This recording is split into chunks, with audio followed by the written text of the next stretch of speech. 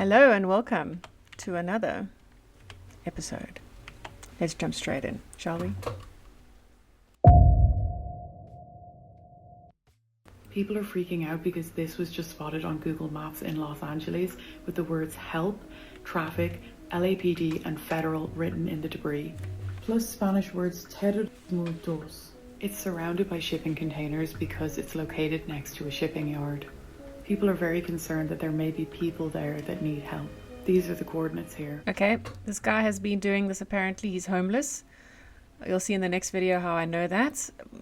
Folks are bent out of shape because they reckon this is a warning that something's going on there. It's an ongoing investigation. I'll keep track of it as things go along, but I thought I'd get you guys to dip your toes in the water with this one. Next one. By the way, out of curiosity, do you know who's writing all these help messages and stuff? A guy named Jose? Yes. He's writing those messages over there? Yes. Why is he doing that? Do you know? He needs help himself. So it's just, is he homeless or? Yeah, I don't know where he's at, but he needs help himself. So you see that big help sign behind you? He wrote that? Yes. Where's Jose? Where does he live? Or where does he stay? I have no idea where he's at. But you've seen him before? Yes, around here. I told him to stop going to the property. He won't stop. And he won't stop? Yes. So this whole thing is just some guy named Jose doing it? Yes. Okay. And the guys who came to talk about the dog that's no longer here are over there. All right, so there you go. So the first video shows you the coordinates. And then this lady that lives as a homeless woman in that area on the other side of the fence is now a witness to who she thinks is behind it, believes she knows who's behind it. Right. The story here goes that someone is pointing out that there's human trafficking happening in that spot, and those containers are the clue. But actually there's folks that have been doing far more research and digging around the rubble and finding interesting things like children's toys, clothes, medication. As I said, ongoing.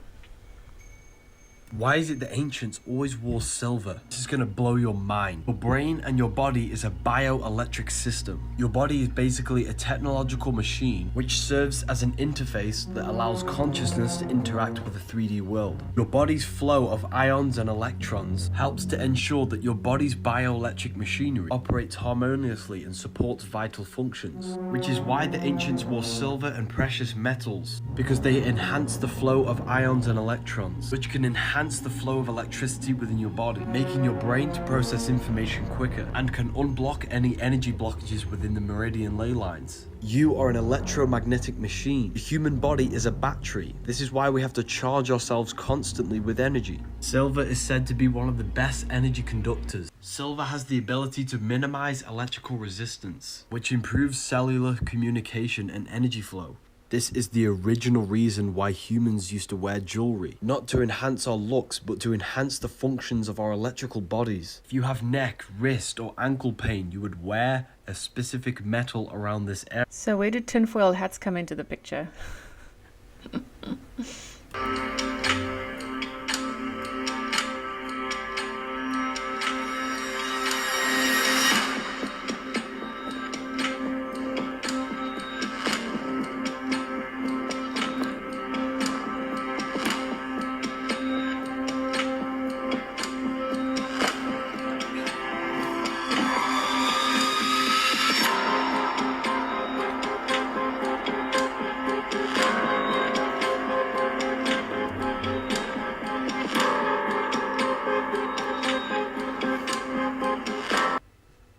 Did you ever watch that children's movie called Big Hero 6? The whole movie was about nanobots. Obviously there was more to the movie, but the nanobots looked like this in a larger form, and they almost acted independently from their controller. It's quite scary to think that we have this inside of us. Those of us that have been vaccinated, of course. I hold in my hands an internal document from Pfizer Laboratories, which was given to us by a very special person who we have contact with, called Reverse Engineering the Source Code of the BioNTech Pfizer SARS-CoV-2 vaccine.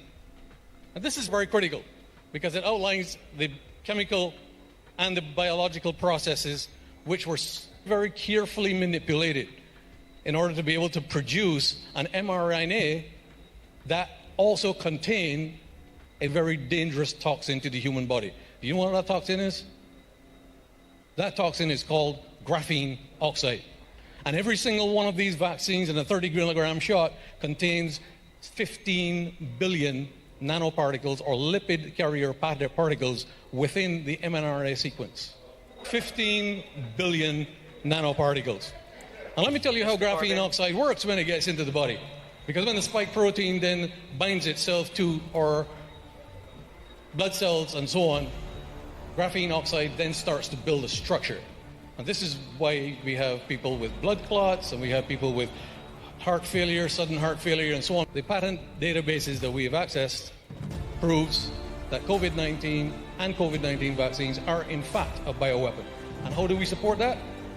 Because we have a copy of the mysteriously deleted Wuhan databases that tell us everything. Whoa, Wuhan's in trouble now.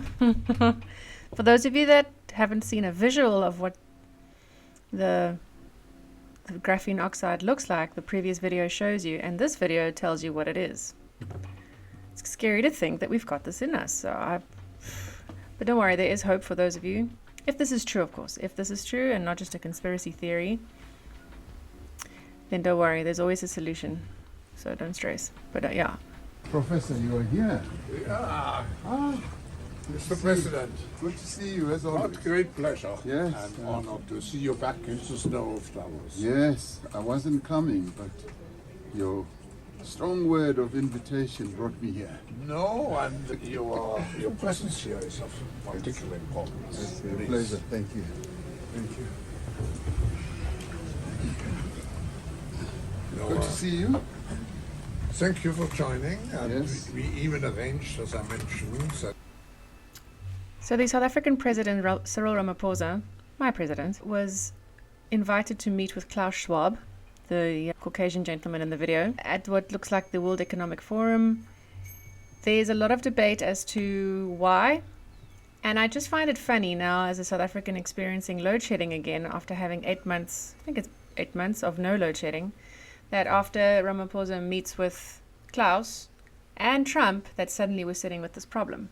All right, how's it, everybody? So Cyril Ramaphosa just signed the EWC bill into law, which now means that expropriation without compensation is law in South Africa. So usually in the past, the government was forced to pay you compensation if they had to take your land or whatever they deemed to be expropriated. Now they can do it with null compensation, which means that you don't get a cent if they decide that whatever land you have or assets you have that could be valuable to the government. Now my question is, where is the DA in all of this? Where is the opposition? We had the Bella Bill that is now the Bella Act. We had the EWC Bill that is now the EWC Act. What's going on? Where is the opposition? Where's the Freedom Front Plus, the PA, the DA? What's going on? Yeah, that's a good question. What's going on? We've been threatened by this Compensation Act for years, and now suddenly it's just done. Sorry, you were sleeping, staring at drones from overseas, paying attention elsewhere, so now we decided to speed things up. It's just crazy. I don't know, this is smelling like a rat, everybody. What do you think? We're going to have a Columbia moment pretty soon. Now, I know that Donald Trump and Cyril Ramaphosa had a phone call before Davos. Donald Trump didn't even greet him, didn't pay him any respect, and basically the message was to Cyril Ramaphosa, your time is coming, pal, you and the ANC. America will wait until an ambassador is in place and the Under Secretary of State for Africa has been appointed.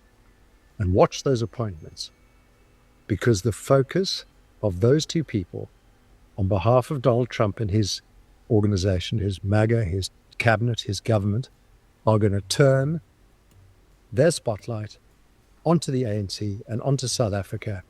And there are words, big trouble ahead for Cyril and his merry men in the next few months. It's going to happen. What exactly that means, we're yet to find out. But Cyril is running scared. And I know that because we've heard it from Gwede, Fikile, and all the people around him. Cyril basically came off that phone call with Donald Trump scared as hell. And that's a good thing. Well, I hope so. I genuinely hope for the citizens of South Africa that we get someone in charge that actually runs the country properly. If Trump is on a mission to get that right, thank you, Trump. We appreciate it. But at what cost? And what exactly are these adjustments going to be specifically? Are we going to stop load shedding? Are we going to start having decent water supply? Are we going to reduce fraud to a zero? History's got a rich background, but it's come with its flaws big time. So it would be nice to know that there's something positive happening in this light. Let's see. We'll keep an eye on things.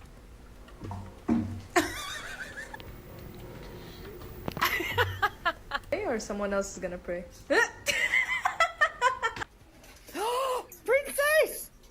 Macaroni turns 1. Ow.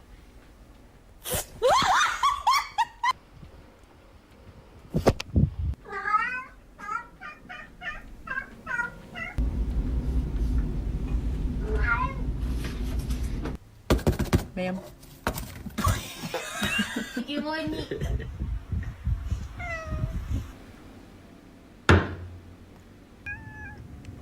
What? Oh.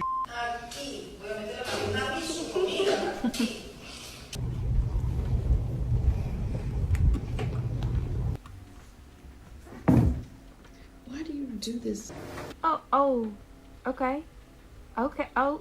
There you go, everybody. Thank you so much for sticking with me to the end. I thank you from the bottom of my heart. Don't forget to like and subscribe and share with others so that we can make the channel grow. Thanks for that. Much love. Goodbye.